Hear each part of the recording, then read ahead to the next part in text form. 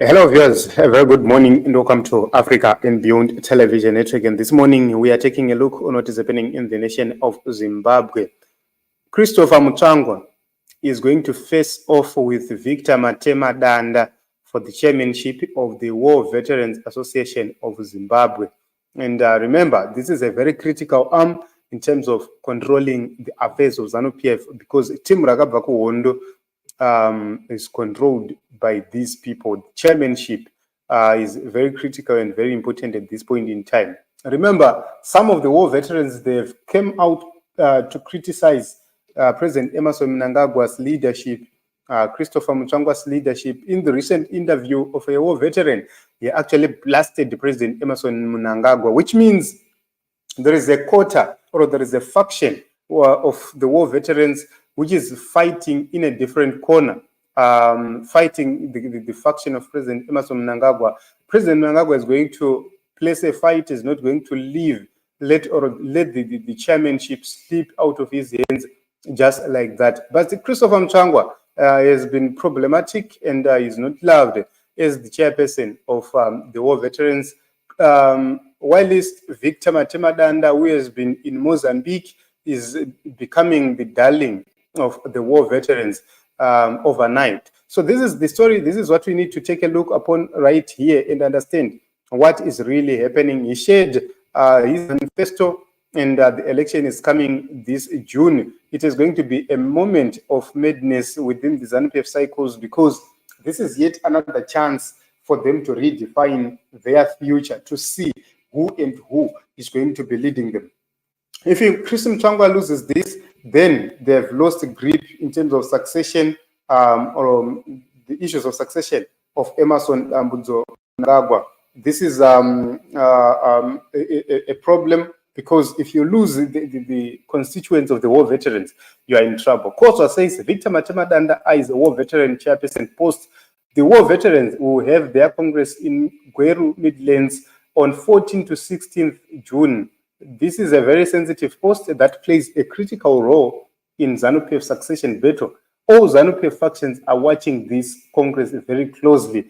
And, the entrance of Victor Matemadanda is too problematic for those who hate him or who think otherwise. Remember that Victor Matemadanda was a political commissar within ZANU-PF and also was an MP, I think in Gokwe somewhere there, before he was posted to Mozambique on a diplomatic mission, something which was viewed by political analysts as a political isolation. Is this Victor Matemadanda's counterattack? Is he trying to come back into active politics once again? So this is the manifesto right here on the screen, and this is manifesto for the chairman of the Zimbabwe National Liberation War Veterans Association.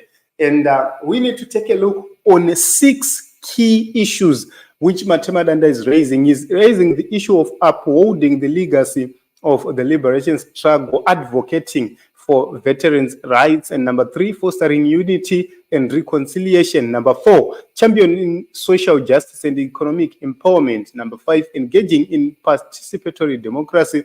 And number 6, advancing Zimbabwe's sovereignty and Pan-Africanism. These are the issues Victor Matemadanda is going to focus on. And Christopher Mutsvangwa, his manifesto is yet to be seen. Nobody knows.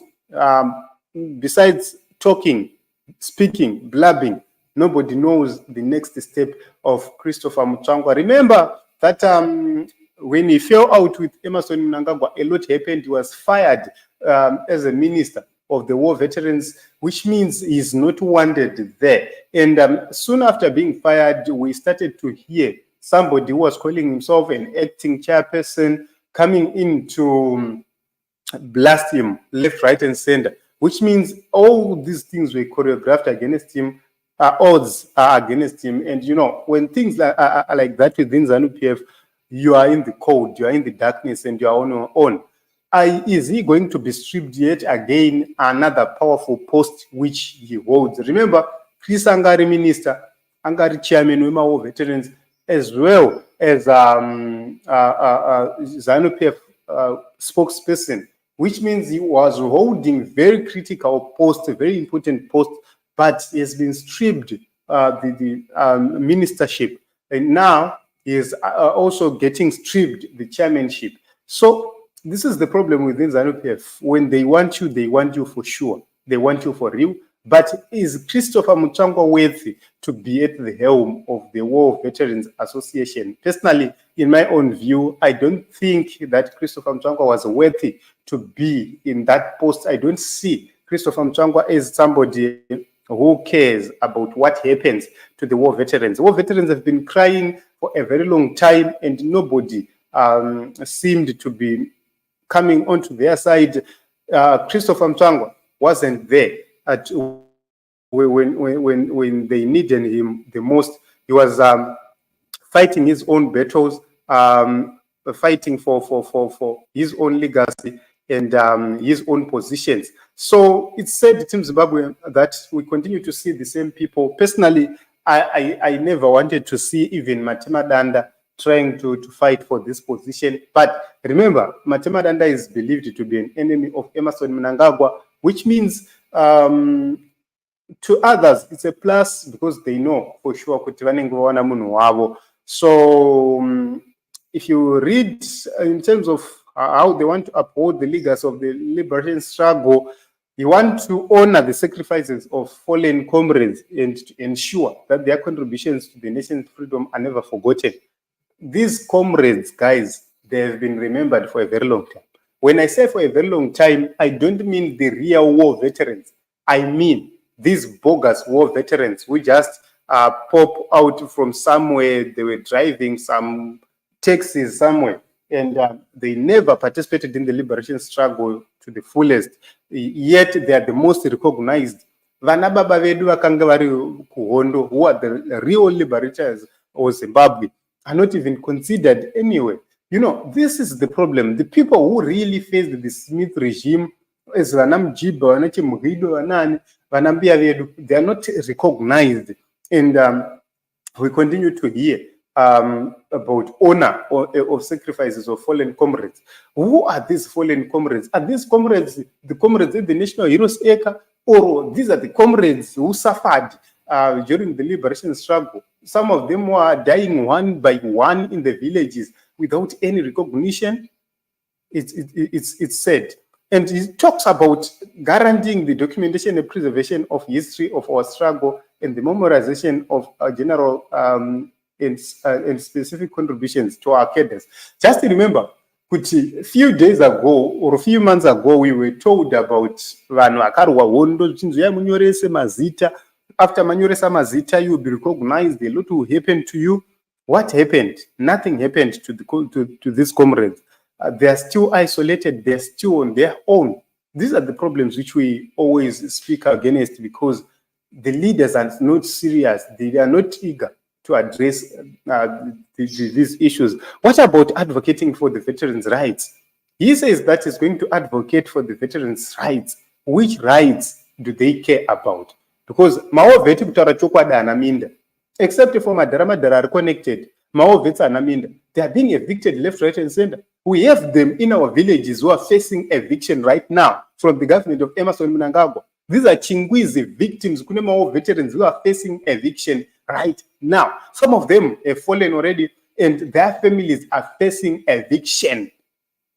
Just imagine, kuti kune umwe murungu ari kunzi ngauya arime zvisingazikanwi kuti zvii zvaada kurima, and they want to evict the people who fought the liberation struggle as well. It pains me to hear. So he speaks about fostering unity and reconciliation. Who caused the divisions within the war veterans? Who caused the divisions within the ranks and files in Zimbabwe? These are the same people who have been causing massive divisions, left, right, and center. They are the same people who want to be at the helm of the war veterans. Why can't we have non-political actors, people who are serious about the issues of war veterans? Why can't you allow real war veterans to come forward? It's because you know that they have the real credentials and you never stand there. So this is the problem. And what kind of social justice are you going to champion? What kind of economic empowerment? What happened to Kuma 50,000 Amaka Badarana? Who really got that money? With these war veterans or some bogus charlatans? These are the issues. These are the issues, Team Zimbabwe. We continue to hear stories after stories, stories after stories. Kucha Uyavamwe, they will tell us stories after stories. But however, those record Team Zimbabwe, this is what is happening with this NPF. It is going to be a moment of madness. Christopher facing off with Victor Matemadanda for the chairship of the war veterans. Who is going to emerge victorious will play a very critical role and a crucial role in ZANU-PF succession politics. It is what it is. We continue to watch and see what is happening in the nation of Zimbabwe. My name is Ronald. Welcome to let us meet in another episode.